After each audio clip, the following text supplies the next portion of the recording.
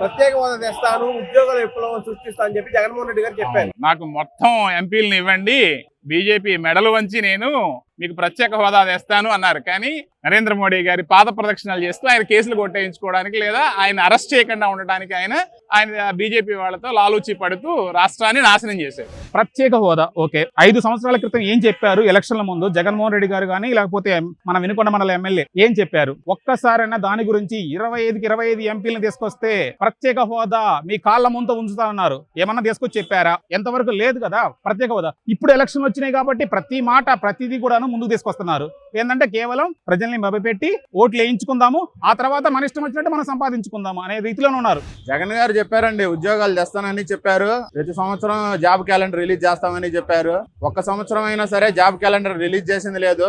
ఇదిగో దిగిపోతున్నానంగా మొన్న డిఎస్సి ఏదో ఊరక తాత్కాలికంగా ఇచ్చారు. అదేం పెద్ద ఉపయోగపడేది ఉండదు. ఉద్యోగాలు అంటారా, ఒక కంపెనీ తీసుకొచ్చింది లేదు. ప్రభుత్వం వచ్చిన తర్వాత చంద్రబాబు గారు తీసుకొచ్చిన కంపెనీలనే తరిమి కొట్టారు. ఆయనగా ఒక కంపెనీ తేలేదు. 3 లక్షల పెట్టుబడులు తెచ్చాము అది ఇదని ఊరా మాటలు చెప్పుకున్నారే గానీ ఒక కంపెనీ కట్టి చూపించింది లేదు. ఈ ప్రత్యేక హోదా విషయంలో అండి, జిల్లా కేంద్రంలో అప్పుడు జగన్మోహన్ రెడ్డి యువబెరీలు సభలు పెట్టారు సార్. మేము కూడా వెళ్ళాం ఆ సభలకి. ఆయన మమ్మల్ని భలే నమ్మించారు. ప్రత్యేక హోదా వస్తేనే మనకి పరిశ్రమలు వస్తాయి, యువతకి జాబ్స్ క్రియేషన్ ఉంటుందని చెప్తే మేము ఖచ్చితంగా నమ్మాము వాటన్నిటిని. కానీ గెలిచిన తర్వాత ఆయన చేతులు ఎత్తేసాడండి. ప్రత్యేక హోదా ఎంతవరకు లేదు. ఈ పార్లమెంట్ సమావేశాల్లో ఒక్కసారి కూడా ప్రత్యేక హోదా గురించి ఏమైనా నిలదీస్తారనుకుంటే అసలు ఏమీ లేదండి. మొత్తానికి మమ్మల్ని అయితే బాగానే మోసం చేశారండి ఈ ప్రభుత్వం.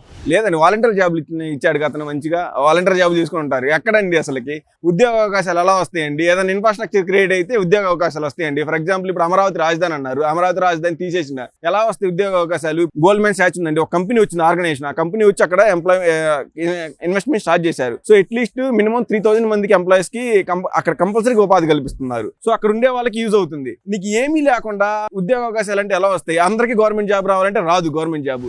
ఇది జగన్మాయ ప్రభుత్వం, అది చెప్పడానికి కానీ చేయడానికి ఏది లేదు. ఒక ఉద్యోగాలే కాదు, ఏ వాగ్దానాలు కూడా ఒక్కటి నెరవేర్చారని చెప్పండి. ఈ ఉద్యోగాల గురించి మనం మాట్లాడుకున్నాం. ఉన్న ఫ్యాక్టరీలు బాగొచ్చాడు, ఉన్న సంస్థలు పోయినాయి, విధ్వంసం చేశాడు. ఇంకా ఉద్యోగాల గురించి మనం ఎక్కడ మాట్లాడతాం?